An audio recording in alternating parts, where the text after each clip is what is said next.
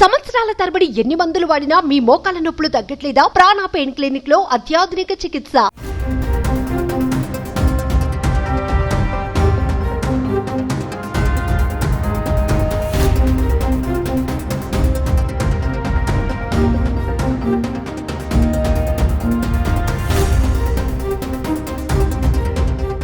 YCP MLC Duvvada Srinivas కుటుంబ వివాదంలో వెలుగులోకి వచ్చిన దివ్యల మాధురి కారు ప్రమాదానికి గురైనట్లు తెలుస్తోంది. టెక్కల నుంచి పలాస వెళుతుండగా ఆమె కారు మరో కారును ఢీకొట్టింది.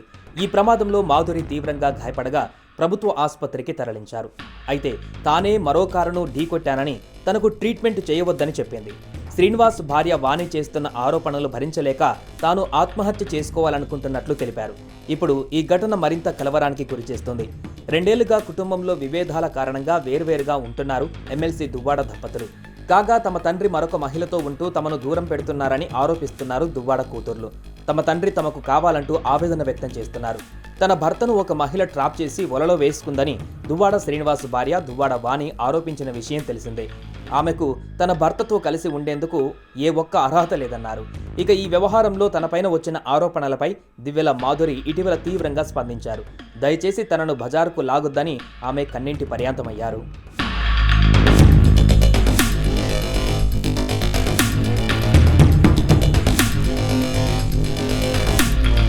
వాళ్ళ ఫ్యామిలీ ఇంటర్నల్ మ్యాటర్ వాళ్ళే తేల్చుకోవాలి.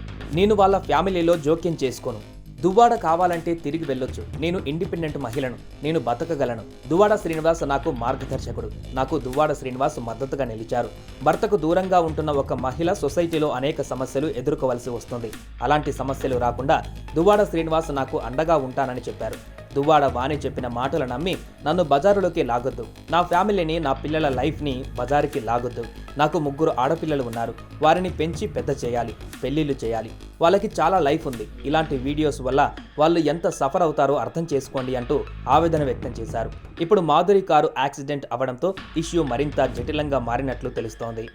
నేను అతనితో ఉంటున్నాను. అతను ఒక ఫ్రెండ్, ఒక ఫిలాసఫర్, ఒక గైడ్, అన్ని అతనే నాకు. ఎందుకంటే నేను సూసైడ్ చేసుకోవాల్సిన సిచ్యువేషన్ వచ్చినప్పుడు నువ్వు అలా ఏం చేసుకోవద్దు, నీకు నేను ఉన్నాను, నీకు ధైర్యంగా ఉంటాను, నువ్వు అధైర్య పడుకో, నాకు ధైర్యాన్ని ఇచ్చి నన్ను అతను ఒక సెక్యూర్డ్ గా ఉంచుతున్నారు.